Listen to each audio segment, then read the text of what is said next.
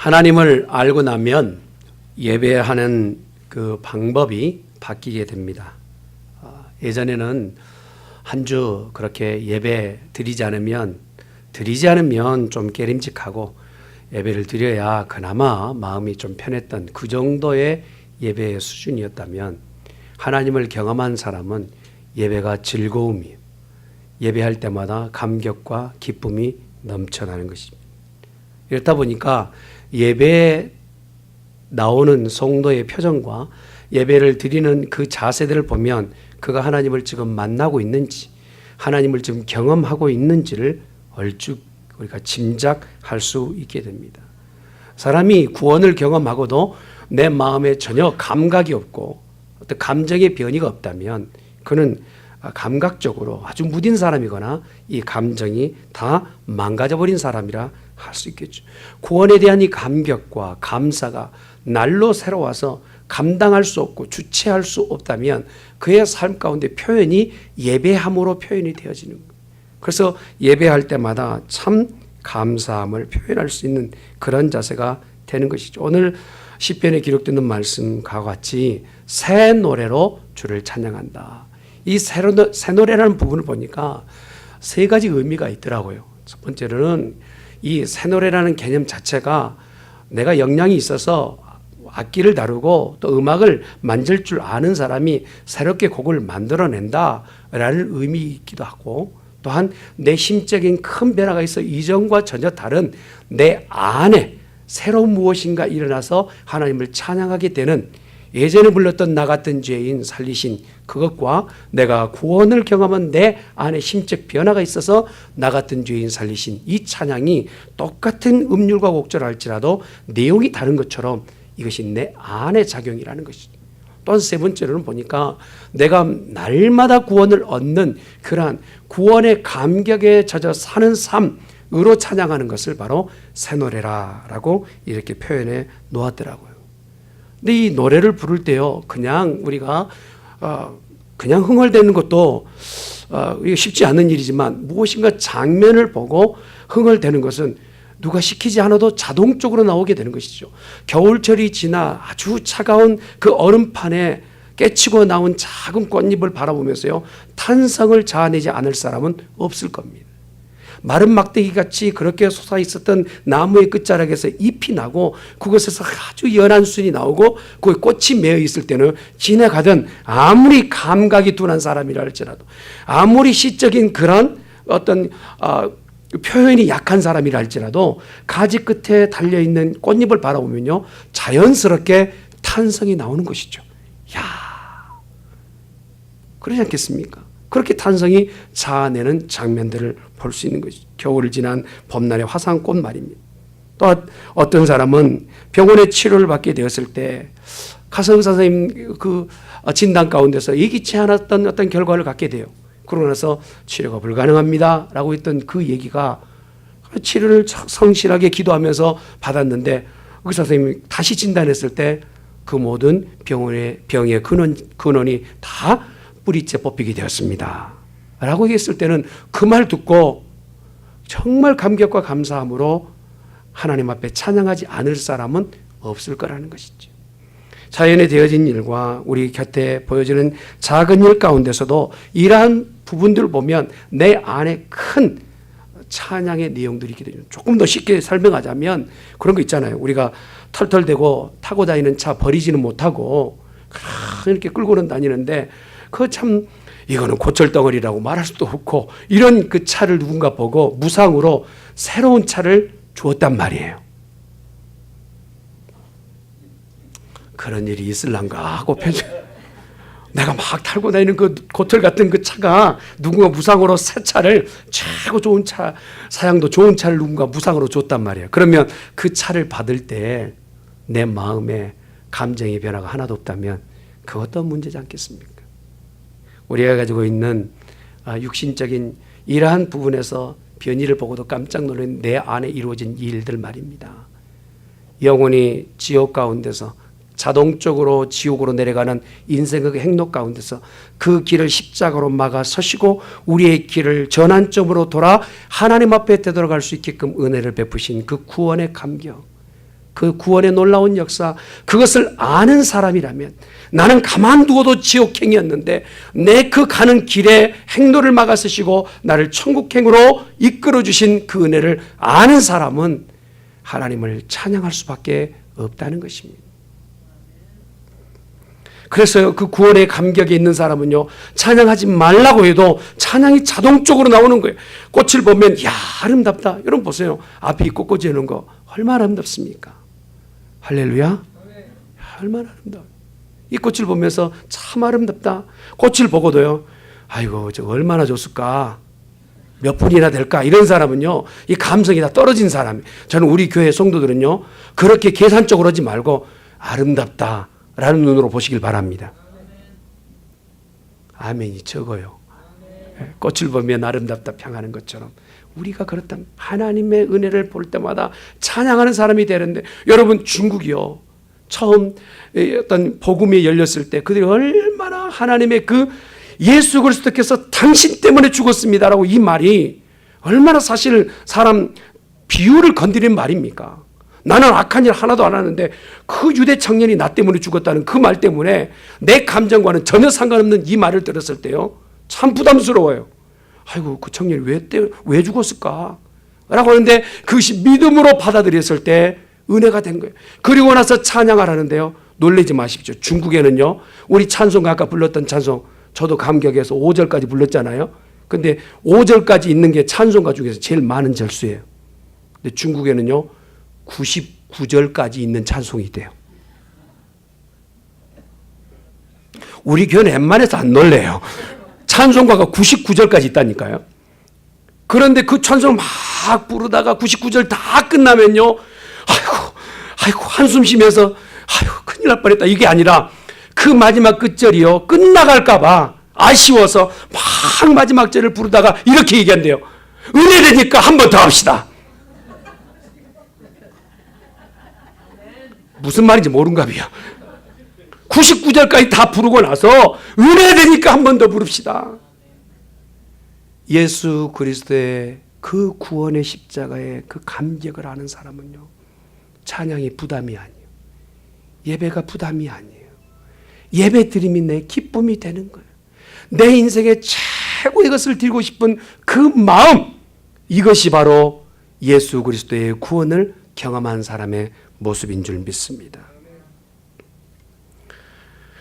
이 땅에 많은 사람들이 가지고 있는 지식으로요 하나님의 그 살아계심을 선을 그어요. 그래서 얘기합니다. 하나님은 아무 곳에도 안 계신다라고 얘기해요. 그래서 똑똑하고 배운 것이 많은 사람일수록 더 많이 얘기하기를 하나님은 계시지 않는다고 그래요.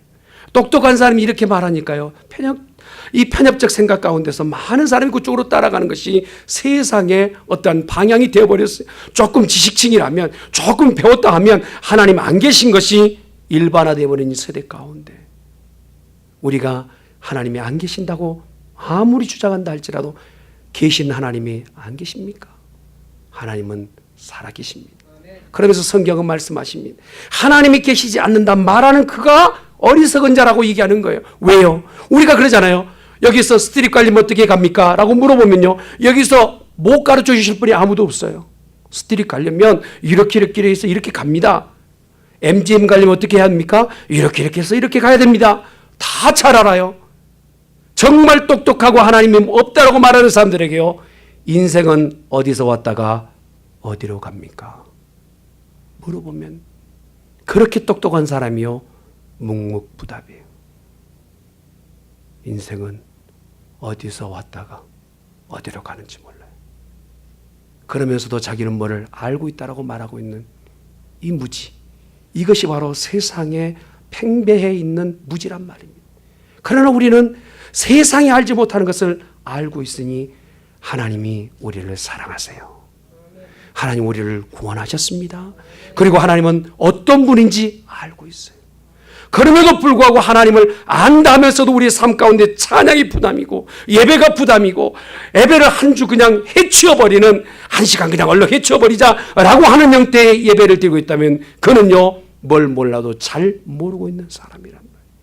예배는 해치워버리는 것이 아니라 진정과 정성으로 목숨을 다하고 뜻을 다하고 성품을 다하여 드리는 내 최고의 예배가 돼야 될 줄 믿습니다. 하나님을 아는 것, 이것이 바로 가장 큰 지혜이지 않겠습니까? 하나님 어떤 분이십니까? 씻을 수 없는 죄에 대하여 용서하시고, 용서할 뿐만 아니라 동의서에서 먼 것처럼 그 죄를 잡아 던져버리시고 다시 한번 그 죄에 대해서 생각나지 않게 해주신단 말이에요. 여러분, 부부지간에요, 부부싸움할 때 여자분들의 특징은 뭐냐면 기억력이 굉장히 좋아요. 그래서 영어로는 long-term memory라고 그래요.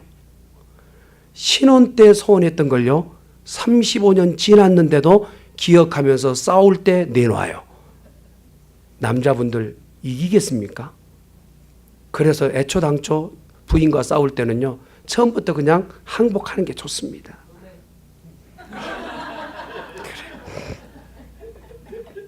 그래. 설교에 줄이 놓쳤어요. 하나님은 어떤 분이세요?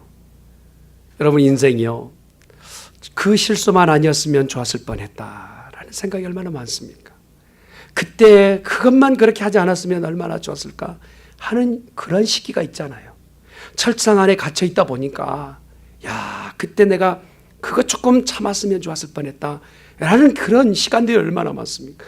그런데 우리 하나님은요 죄 없다 하실 때 그때 그 전으로 좀 갔으면 좋겠다라고 하는 그 마음을 하시고 우리에게 죄 짓지 않았던 상태로, 아니 그보다도 더 깨끗하게 우리를 죄 없다라고 명하여 주시는 거예요. 이것이 바로 은혜인 줄 믿습니다. 무거운 짐을 지고 가던 우리 어깨, 더 이상 근심과 걱정으로 한 치 앞도 내 갈 수 없는 천국과는 전혀 무관하였던 인생이었던 우리들에게 그런 우리 인생에 그 무거운 짐을 다 걷어내시고 대신하여 십자가에 걸쳐 얹어놓으시고 우리에게는 수고하고 무거운 짐진자들아 다 내게로 오라 내가 너희를 쉬게 하리라 하신 이 엄청난 선포 앞에 우리를 자유케 하셨다라는 거예요. 이런 자유가 저와 여러분 가운데 선포된 줄 믿습니다. 그러니 우리는 항상 기뻐하고 범사에 감사하고 쉬지 않고 기도할 수 있는 지혜와 능력을 얻게 된 것이죠. 찬양의 시 가운데 보면 오늘 보니까 하나님 우리를 구원하셨다라고 하는 그 대상이 바로 이스라엘 백성입니다. 사실이죠. 이스라엘 백성에게는요 역사적으로도 큰 어떤 포로와 위험천만한 일 가운데 있었던 것이 명백한 사실입니다. 그냥 한 개인이 주관적 경험이 아니라 객관적으로 이미 역사 가운데 기록된 것만 해도요 이스라엘 백성이 400년 동안 애굽에 종살이하였던 내용이 있습니다. 한 문명이 400년의 어떤 다른 문명에 치하에 있게 된다면 그 문명은 이미 사라지게 되어 있죠. 그런데도 불구하고 애굽 땅에서 해방시켜 주시고 그 자유적인 나라가 될 수 있게끔 이스라엘 백성을 구원해 주신 그 은혜, 그것뿐입니까? 70년 동안 바벨론 포로되었던 이스라엘 백성을 해방시켜 주셨던 그 일 뿐만 아니라 2000년 동안이나 자기 나라도 없었던 이스라엘이 이제 우리가 지금 이스라엘이라는 나라를 얻게 된 것도 얼마 되지 않았지 않습니까? 이러한 긴 시간 동안 속박과 자기 나라 없었던 이스라엘 백성이 자유하고 구원 얻은 것, 이것은 바로 하나님이 개입하시고 은혜를 베풀어 주셨기 때문에 가능한 일이라는 말이에요. 우리나라는 그렇지 않습니까? 우리나라 또한 6.25 전쟁 가운데서 지금 뭔가 좀 이상하게 가고 있습니다만 분명한 것은 6.25는 북한이 남침했지 않습니까?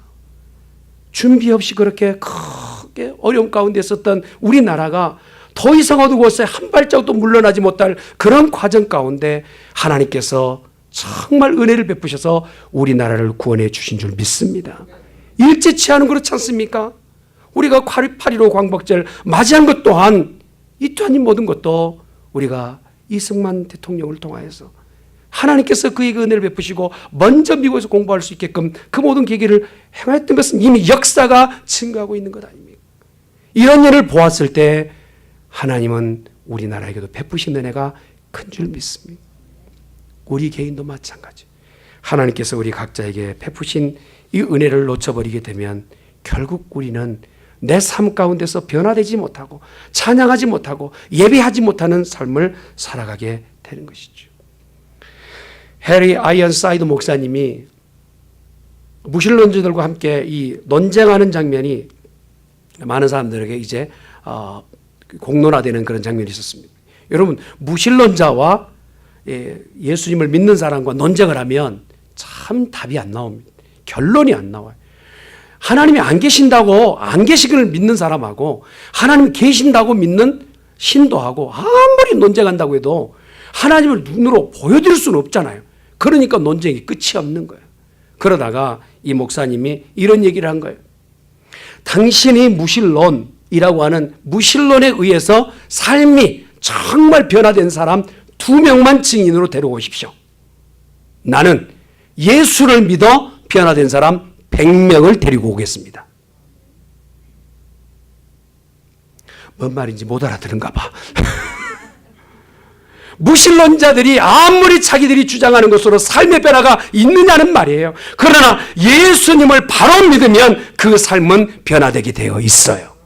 할렐루야. 그가 예전에는 그렇게 살았던 삶이 예수님의 십자가의 그 기점을 통하여서 내 삶에 큰 변화가 있게 된다면 이것은요, 한두 명이 아니라 20명이 아니라 100명, 200명이 아니라 수도 없는 많은 사람들이 예수 믿어 변화된 삶을 살고 있는 것이 사실이에요.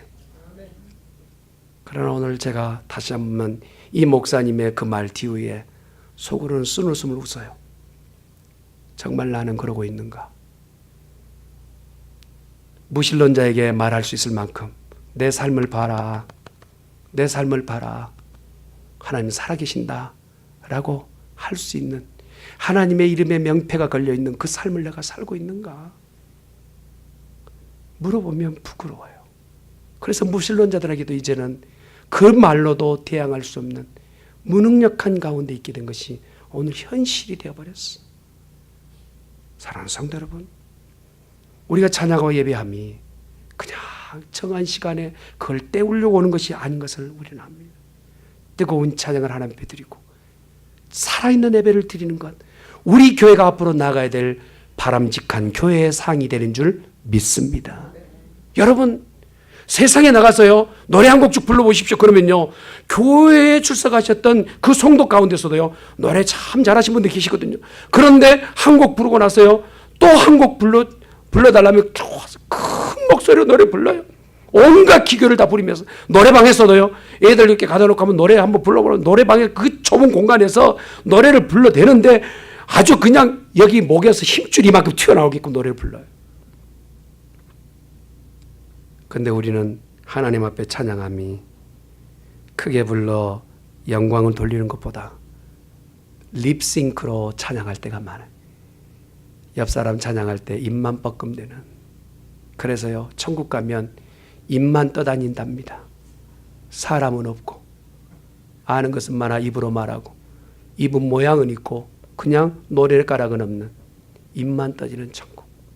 저는 우리 중앙교회가 뜨거운 찬양과 살아있는 예배와 열정적 기도가 다시 살아나는 바람직한 교회가 될 수 있기를 예수님의 이름으로 축원합니다. 사탄이 하는 것 중에서 최고의 달인처럼 잘하는 것이 뭐냐? 물타기예요. 명확하게 그건 안 돼라고 말하였으나 불구하고 사탄은요, 해도 돼라고 얘기합니다. 그래서 우리 가까이에 천국과 지옥이라는 말은 분명히 하나님 성경에 기록되어 있음에도 불구하고 교회들마다요, 천국과 지옥을 말하면 광신자들에게만 나오는 얘기처럼 이제 들려져서 목사님들도 부담스러워서 천국 지옥이라는 설교를 하지 않는 시대가 되어버렸어요. 정말 그렇습니까? 그러나 이 마지막 때 우리가 꼭 들어야 될 설교는 십자가의 복음이요, 천국과 지옥이라는 선포가 분명히 있어야 될 줄 믿습니다. 믿는 사람은 천국이에요. 믿지 않는 사람은 지옥입니다. 잠깐 내가 이념과 관념과 통념과 내가 가지고 있는 사상과 사상의 체계가 신앙이 아니라는 거예요. 내가 가지고 있는 신념, 이것은 신앙이 아니라는 사실이에요. 진짜 믿음은 무엇이냐? 하나님 주신 말씀대로 믿는 것이 믿음인 줄 믿습니다. 성경이 분명히 얘기합니다. 천국과 지옥. 그렇다면 오늘 분명히 그렇게 설교해야 되는데 그것을 설교하지 못하는 오늘날의 교회, 예배에 대해서 예배를 분명히 말을 해야 되는데 그렇게 하지 않고 좀 목사님 처음에 예수 믿고 초신자 때는 내가 뜨거웠지 이만큼 관록 생겼는데 그리 자발 없이 막 손뼉치고 그럽답니까? 점잖해야지. 점잖해야지. 하나님 앞에서 점잖해야지. 그게 맞는 말일까요? 미국의 유명한 목사님이 한국 교회에 예배학을 한번 논문을 쓰겠어요. 예배 장면을 드리고 나서 마지막 결론이 그겁니다. 한국 교회 예배는 장례식을 드리는 것 같다.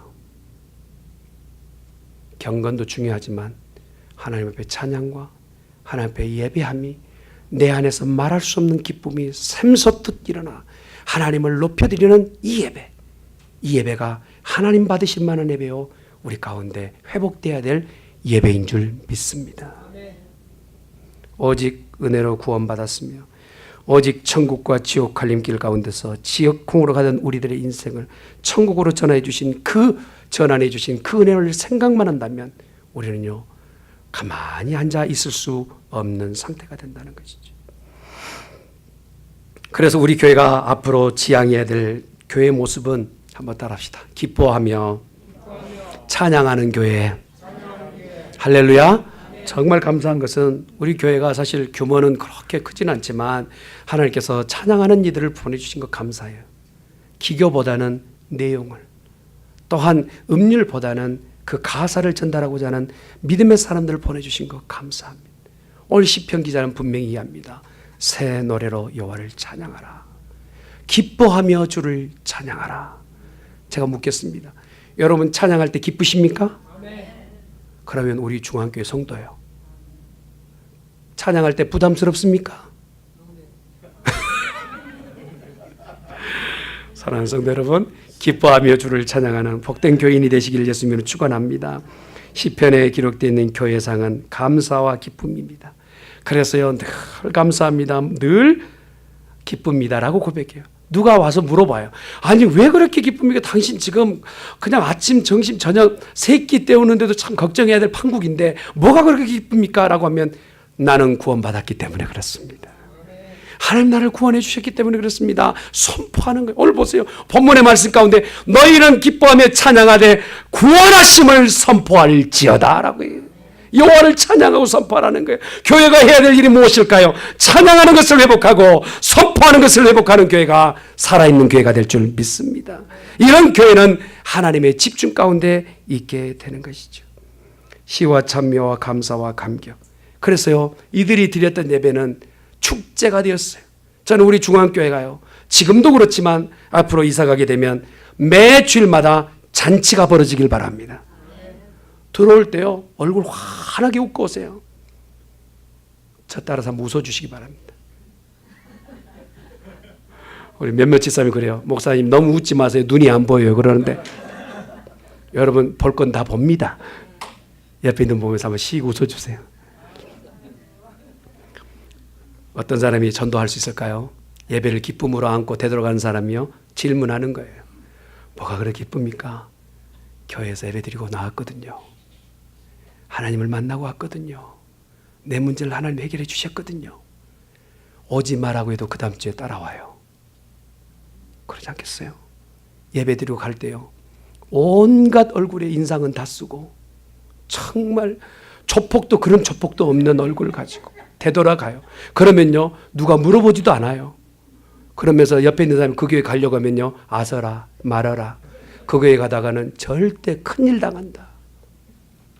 우리 중앙교회요 찬양이 넘치는 교회, 감격이 있는 교회 되어지시길 예수님 축원합니다. 허드슨 테일러라고 하는 선교사님이 이런 얘기를 했어요. 나는 갑자기 나의 구원에 대하여 내가 할 일이 아무것도 없다는 사실을 알게 됐다. 내가 구원받고 보니까 내가 한 일 하나도 없거든요. 사실이거든요. 그래서요 내가 한 일 하나도 없다. 구원을 위해서 내가 조금이라도 좀 예수님께 정말 손이라도 좀 덜어드렸으면 좋았을 뻔했는데 아무것도 할 일 없는데 한 가지 내가 할 수 있는 것은 찬양하는 일이다. 찬양하는 일이다. 이거예요. 내가 구원을 받고 보니 하나님 앞에 할 수 있는 것은 찬양밖에 없다는 사실을 알게 된 거예요. 시편 30편 11절에 보니까 이렇게 얘기합니다. 주께서 나의 슬픔을 변하여 춤이 되게 하시며 나의 베옷을 벗기시고 기쁨으로 띠띠우셨나니 나는 이제부터 찬양으로 예배할지어다. 아멘. 매주마다 우리 교회는 잔치가, 그것도 천국 잔치가 벌어지기를 주님의 이름으로 축원합니다. 시편 교회는, 시편에 기록하고 있는 이 교회의 바람직한 교회는 바로 구원이 선포되는 교회입니다. 이 재단에서는 여러분 어떻게 세상을 살아야 될 강론을 얘기하는 것이 아니, 사업을 어떻게 해야 될지 사업을 가르쳐주는 장소가 아니, 어떻게 해야 영원히 사는지를 가르치는 생명의 복음이 증거되는 장소가 되어야 될 줄 믿습니다. 구원이 선포되는 장소, 예수 믿어야만이 대책 있는 그런 인생이라고 선포되는 장소가 되어야 될 줄 믿습니다. 어떤 사람이 60평생 평생 도둑질만 했어요. 그런데요, 그런 거 있잖아요. 아버지가 도둑질하니까 보고 배운 것이 자식도 그것만 보고 배운 거예요. 자식들도 그래 도둑질을 해요. 어느 날 길을 가는데 길거리에서 한 학생이, 신학생이 전해준 조그만 책자를 보았어요. 버리기 좀 아깝게 컬러가 잘 인쇄됐거든요. 그래서 딱 보고는 한 페이지 보니까 참 읽을만해요.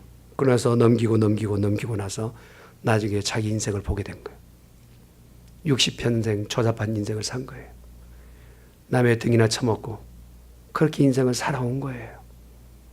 남은 날 명패에다가, 묘비에다가 쓸만한 문구가 없는 거예요.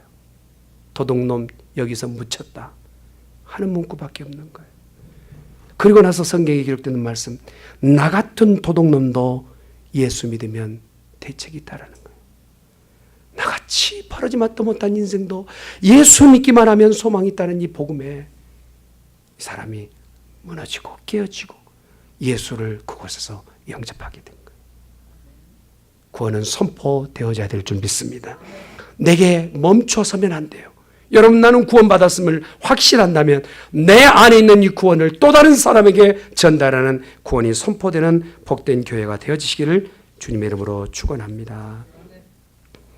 날마다 구원을 선포한다라고 오늘 기록되어 있는 말씀은 얘기합니다. 갈대아 우르에 있었던 아브라함, 하나님께서 불러내실 때 그에게 복음을 선포하셨어요. 이곳이 아니라는 거예요. 너를 구원할 장소는 이곳이 아니라는 거예요. 그래서 그 친척 아비집을 떠나게 하셨어요. 그리고 정말 내일에 대해서 여러분 구글 맵이라도 좀 주셨으면 그것이라도 좀 보고 갈 거 아니에요. 근데 나아갈 발을 알지 못하고 그냥 쫓아가는 이 답답함, 이루 말할 수 없는 아브라함. 그러나 하나님은 우리 인생 가운데 어느 때는 너무 답답하지만 너무나 선명한 길로, 당신이 하시는 길로 우리를 인도하고 계신다는 사실이에요. 이것이 저와 여러분의 믿음이 되어야 될 줄 믿습니다. 예배는 우리를 구원하신 하나님이 찾고 계신 그러한 곳에 나아가는 그러한 장소임을 우리는 깨달아야 됩니다. 현대인들이 가장 믿고 의지하는 것은 과학입니다. 그래서요, 과학적으로 무엇이 다라오면 그것을 의심 없이 믿어요. 그러나 성경에서 무엇인가 말하면 그것을 한 번 더 과학적으로 옳은가 검증을 하고 믿어요. 이것이 바로 성도된 우리들 가운데서 버릇처럼 이렇게 되어버렸습니다. 그러나 성경은 그렇습니다. 과학이 아직 다 밝혀내지 못한 것이라 할지라도 하나님이 말씀한 것이라면 우리는 믿고 따라가는 거예요. 아멘. 따라합시다. 믿고 따라가면 하나님께서 깨닫게 해주신다. 여러분, 알고 믿는 것은 누구나 할 수 있어요. 그렇죠? 그러나 믿고 하나님께서 깨닫게 하신 것은 믿는 자들만 누리게 되는 놀라운 은혜인 줄 믿습니다. 과학자들 중에서도요, 믿음을 가지고 그렇게 과학했던 아인슈타인이나 에디슨이나 또 음악하였던 많은 사람들 가운데서도 신앙의 그 기반이 되어서 하였던 이들은 이 땅에 있는 사람들의 그 기질보다 훨씬 더 엄청난 일들을 해내지 않습니까? 우리 또한 믿음이 수반되는 신앙의 모습들이 나타나야 될 줄 믿습니다. 또한 내 영혼에 깨우는 소리가 돼야 돼. 찬양이요. 어느 때는 참 힘들 때가 있거든요. 그런데 정말 믿고 하나님 앞에 찬양하다 보면 내 안에 있는 것을 다시 살려내는 그런 역할을 하게 돼요. 방향이 없고 어디로 가야 될지 알지 못할 때 찬양하게 되면 하나님께서 지혜를 주세요. 혹시 여러분 싱가포르에 가실 거든 저도 언젠가는 가게 되겠지만 싱가포르에 가면 볼거리가 두 가지 있답니다. 하나는 큰 이 수족관, 물고기를 이렇게 이런 아주 유명한 싱가포르만 아주 가지고 있는 큰 수족관이 있고, 하나는 또 새 공원이라는 게 있답니다. 새 공원, 새들만 있는 그런 공원이래요. 근데 이 공원 전체가 다 새들로 가득 차 있어요. 근데 놀라운 것은 이 새를 가둬놨기 때문에 못 날아가게끔 큰 그물을 쳐놔야 되잖아요. 근데 그물이 없는 새 공원이에요. 신기하니까, 아니 왜 새들이 이렇게 그물도 없는데 여기 있습니까? 실제적으로 보니까 새들이 파닥파닥 나르거든요. 날개도 다 있고, 양쪽 날개가 있고요. 파닥파닥 오르는데 올라가다가 뭔가 이상하게 그냥 툭툭 떨어져요. 물어봤더니 이 새들은 꽁지를 빼놓은 거예요. 꽁지를 빼놓으니까 위로는 튀어오르는데 어디로 가야 될지 방향이 꼬리가 잡아줘야 되는데 방향이 없는 거예요. 그러니까 올라는 가고 멀리 못 가고 떨어지는 거예요. 그래서 그 새 공원이 그대로 이렇게 유지되고 있다는 거예요. 저는 이 예화를 보면서요, 우리도 마찬가지 아닐까 싶어요. 잠깐 막 뜨거워서 팍 올라서요. 그러고 나서요, 팍 떨어져요. 뭔가 좀 해보자면 열심히 올라와요. 그래서 또 떨어져요. 정말 창공에서 자유롭게 나르는 내 영혼의 자유함이 없는 공원 안에 갇혀 있는 새처럼 우리가 그렇게 있다면, 여러분의 방향이 무엇이 되어야 될까요? 여러분 꼬리에 무엇이 붙어 있어야 될까요? 내 인생의 그 키가 무엇이 되어야 될까요? 주님을 찬양하고 또한 우리 가운데 주시는 말씀이 되어야 되고 예배가 되어져야 될 줄 믿습니다. 하나님을 떠나서는 살 수 없다라고 고백하는 내 안에 하나님이 살아계셔야 되는 이러한 인생, 이것이 바로 우리가 앞으로 나가야 될 우리 교회의 바람직한 모습인 줄 믿습니다. 한 가지만 더 보면, 찬양하는 사람은 어떻게 찬양하게 됩니까? 나는 청지기입니다. 한번 따라합시다. 나는 청지기입니다. 라는 생각을 가지고 있어야 돼요. 여러분, 내가 쥐고 있는 것이 다 내 것이라고 주장할 수 있지요. 내가 쥐고 있으니까. 그러나 정말 다 이것이 내 것이냐 물었을 때는요, 결국 하나님의 것, 다만 우리가 잠깐 그것을 맡아서 그것을 사용하고 있는 것뿐이에요. 청지적인 그런 사실입니다. 자칭 노랭이라고 많은 사람들에게 노랭이라고 평가받는 한 사람이 이제 교회를 딱 들어오게 됐어요. 그러고 나서 들어올 때 보니까 큰 건물을 가지고 있는 이 사업가가 보았을 때 이 교회는 너무 허접한 거예요. 너무 작고, 그리고 자리에 딱 앉아서 다리를 꼬고 딱 앉으려고 하니까, 다리를 꼬려고 하니까 앞 거리가 너무 가까워가지고 다리를 꼴 수가 없어요.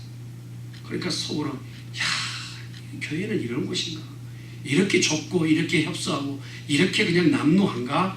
라고 생각하고는, 아이, 다음 주 올까 말까? 그런 생각하는데 목사님 말씀에 은혜를 됐나 봐요. 그 다음 주에도 교회 나오고, 그 다음 주도 교회 나오면서 은혜를 받은 거예요.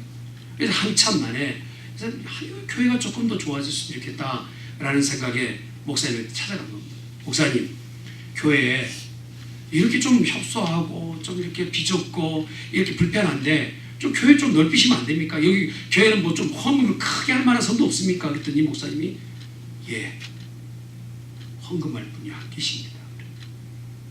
그 얼마나 듭니까? 라고 얘기했더니, 잘 모르겠는데 이 정도 될 것 같습니다. 그랬더니 그분이 이렇게 대뜸 얘기하는 거예요. 내가 그거 다 하겠습니다. 할렐루야? 예. 부담 되려고 한 얘기 아니에요. 근데 이분이 그렇게 헌금을 했어요. 그렇게 시작된 교회가 시카고 윌로우 크릭 교회. 그 유명한 그 사람이 윅이라는 사람이에요. 교회의 시작의 발판이 됐던 그가. 그리고 나서 하나님께서 얼마나 부어주신지 보세요. 처음에 들어올 때 불편하고 협소하고 그랬던 그 예배당 가운데 자기의 마음이 그렇게 걸렸던 것이 하나님 선한 부담으로 주셨는가 봐요. 그러나서 목사님과 함께 사역의 분배를 받는데 4,000여 명의 교회 봉사들을 위로하고 또한 계속적으로 돕는 그러한 사역을 오픈하고 또 여러 가지 어떤 사역의 다양한 부분들을 이 닉이라는 사람이 맡아 주고, 그러면서 자기가 하는 얘기, 아, 내가 은혜를 받고 보니까 내게 주신 물질이 내 것만이 아니라 하나님이 내게 맡겨주신 것이구나 라는 것을 깨닫게 되었다는 거예요. 사랑하는 성도 여러분, 우리 중앙교회요 앞으로 이 방향으로 가야 될 줄 믿습니다. 찬양함이 기쁨이 되시고 구원을 선포하는 교회가 되시고 또한 내가 가지고 있는 걸 천지기적인 사명을 감당하는 복된 중앙교회 되시길 예수님의 이름으로 축원합니다.